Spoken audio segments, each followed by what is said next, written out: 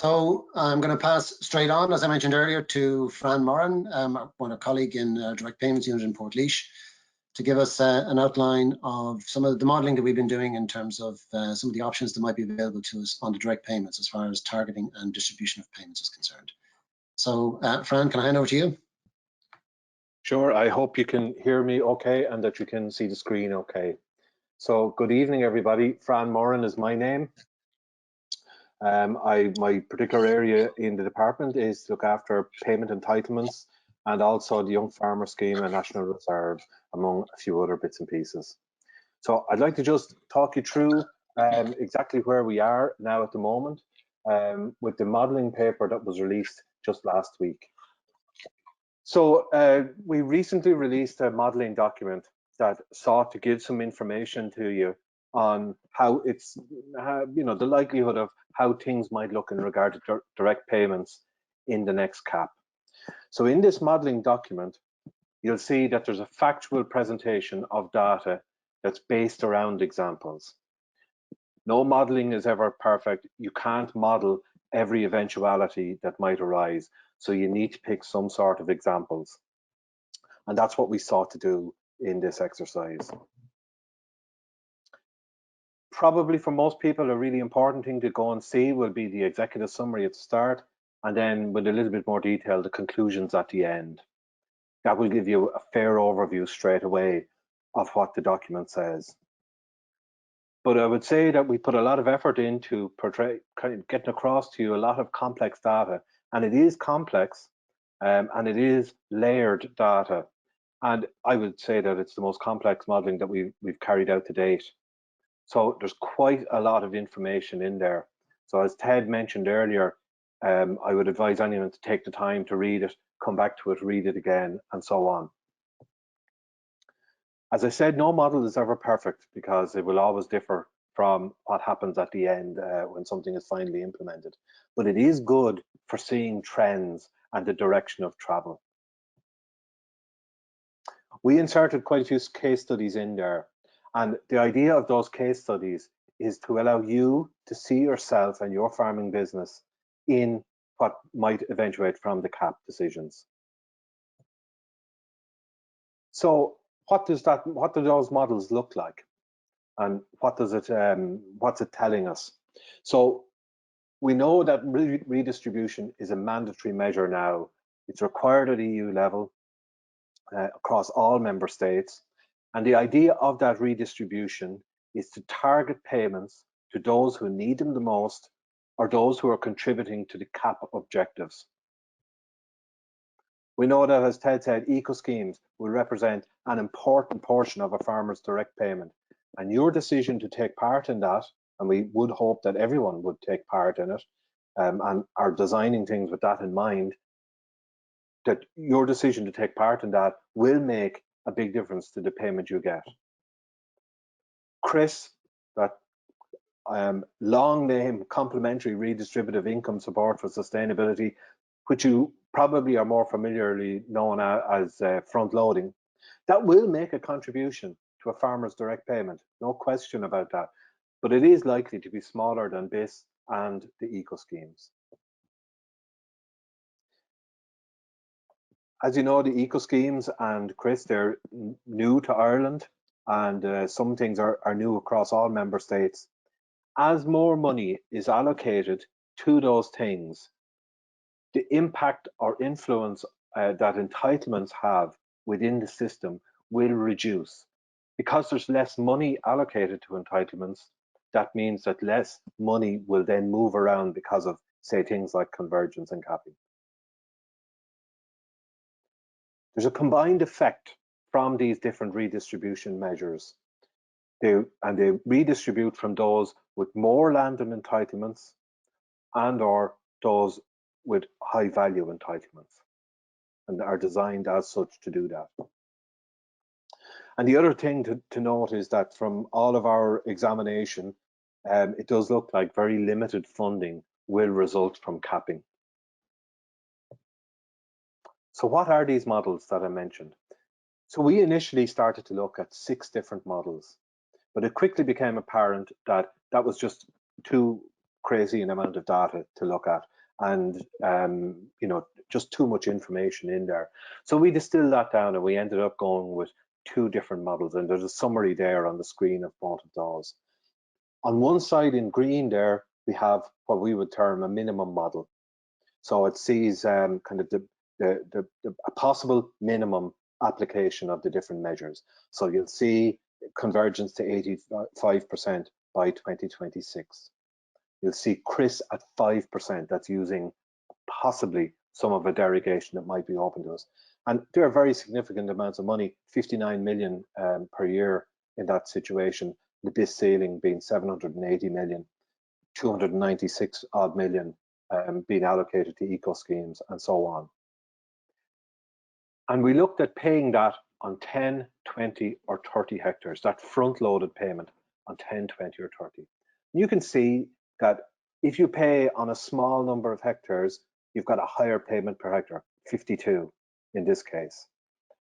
As you go and pay on more hectares, that payment necessarily has to drop because you're working from that fixed fund of 59 million. So you can see how that changes. In both our models, we went with 30 hectares because when we looked at the figures, we saw that comparatively more farmers benefited if we paid front loading on near the maximum amount of hectares that we are allowed to. In turn, the maximum model went and showed 100% convergence by 2026, so going beyond the minimum. It showed a full 10% amount set away for front loading. That equated to 119 million. And you'll see the figures there are approximately double what they were in the minimum model, because just about double the amount of money was taken away for that. I mentioned the case studies earlier, so I'd like to go through a couple of these now because I think they're useful for you to see how your payment might change if you can see yourself in these. So let's take our first farmer, Farmer A. He has only 5 low value entitlements. So you'll see that his current entitlement value is 160 euro. That's the current minimum entitlement value with greening. And his payment today would be 800 euro. You see on each of the models there, the first line is the minimum model and the second line is that maximum model I mentioned. His unit value immediately changes because of the way the ceiling will be allocated in these models. And his payment then would be made up of BIS, the replacement for BPS, his eco payment, and then his front-loaded payment. And in this case here, you can see his payment rises from 800 euro to 1,030 euro, or 800 euro to 1,125 euro. So a net increase for both of those. If we took the same farmer and then we said he had high value entitlements, and in this case we have a farmer with unit values of 681 euro, just about nearly the highest that it could possibly be.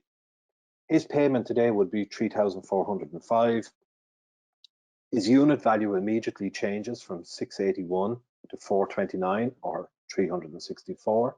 And you can see his payment would be made up of this eco scheme, CRISS payment, the front-loaded payment, and his overall payment changes downwards significantly. What about if you're someone in or around the average now? So if you're somebody who is on the average or very close to the average now, how would your payment change? So here we take a farmer who has 20 entitlements in or around the average at the moment, 261. Their payment today, 5,220. Their unit value immediately changes, again because of the way the ceiling is split with eco schemes and CRISS and so on. His payment or her payment is made up then from BIS, as we said before, the eco payment and the front-loaded payment. You can see that their payment changes only very slightly.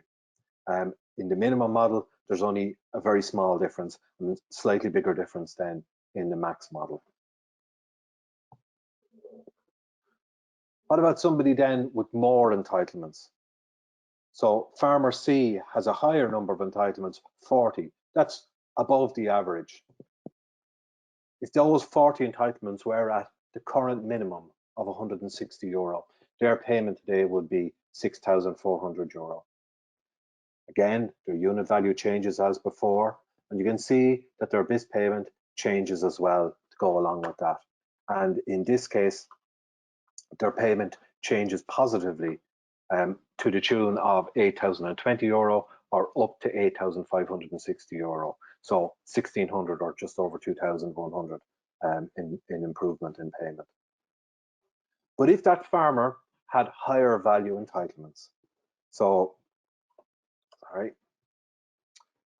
where they were up at €473, that's BPS and greening, you'd see that their payment today is considerably higher, 18,920. And again, their unit value changes significantly at the start. They have the same range of payment schemes, and their payment decreases quite significantly, down to 15,000 or 14,000 for 520 in each case. So where you are in terms of the number of entitlements and the value of those entitlements under each of those models, you will be somewhere different in each of those case studies. And you can see if you're in between those values, you can see at least the direction of travel between them. So right about now, you're probably saying, hold on, I want to go back and I want to look at that again. I think I'm somewhere in between some of those values given. And you're saying, why did he skip over so quickly over some of those? All of those tables and a lot more information besides is in the modeling document. And if you go to our website at gov.ie/cap and have a look there where it says basic payment scheme of entitlements, you can download the document and digest it at your own leisure as you go. So I'd like to just go through a few bits and pieces on that direct payments front and explain a little bit about where they are and where they've come from and so on. So as Ted has mentioned, the eco schemes are set at a minimum of 25%, with the option of taking some account of the good work done on the environment in Pillar 2. Likewise, front loading is set at 10%, and there is possibility if the Commission would accept our justification to be able to change that figure. And they are both minimums, by the way, they're not a maximum or a set amount. You could go beyond each of those. You would have the BIS, which will represent a fairly significant, the biggest single proportion of the national ceiling. And as Ted mentioned, we will have a complementary income support for young farmers, the successor to the Young Farmer Scheme, at a higher funding rate of 3%. It's likely there will still be voluntary couple support, and you'll have seen that maybe in the public consultation document that we possibly may even enhance that if possible. And finally, we will have a national reserve, again with the priority categories of new entrants to farming and of course young farmers. We've had quite a few questions in the past about this ceiling thing you're talking about. How does that work? So the national ceiling, the direct payment ceiling, is the maximum amount of funding that's available to Ireland in any one year. And it's quite significant. It's 1.186 billion, a lot of money. And from that ceiling, by the way, we are not allowed to supplement that with national funding. It's not like Pillar 2 where there's co-funding. It is a fixed sum, a closed sum, and that's it. From that ceiling then, that 1.186 billion, we allocate for the various different schemes. So we allocate 25% of 1.186 billion to the eco scheme and 3% to the young farmers, and so on and so on and so on. What's left after that becomes the ceiling for the BIS payment. We subtract whatever is needed for the National Reserve from that, and the remaining fund then is the BIS payment. And from that remaining fund, that's where we calculate the value of all entitlements proportional to your BPS and greening today. I wanted to mention something about front loading before I finish here this evening. So it's important to note that you will have seen that I've mentioned redistribution and front loading and 10% quite a few times this evening. And that's because in essence, you are giving 10% of your payment to this fund. That means that it's a percentage of your current payment, your current entitlement value. And the higher your entitlement value, the bigger that percentage will be. So it's worth noting that the payment per hectare might not be equal to the contribution that might be made per hectare. So it's just something to note.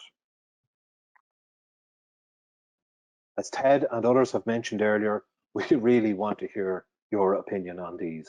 We would dearly love for you to send us our emails with your questions, your comments, your suggestions, and they are all read and they are all noted, every single one of them. So we'd very much like to get your opinion on these things. And don't just leave it up to your representative organizations who do great work in this area. Also send it in yourselves. We're anxious to hear from you, from individual farmers as well. We have a lot of documentation, a lot of information on the website. It's one of the great ways of being able to disseminate information at the moment.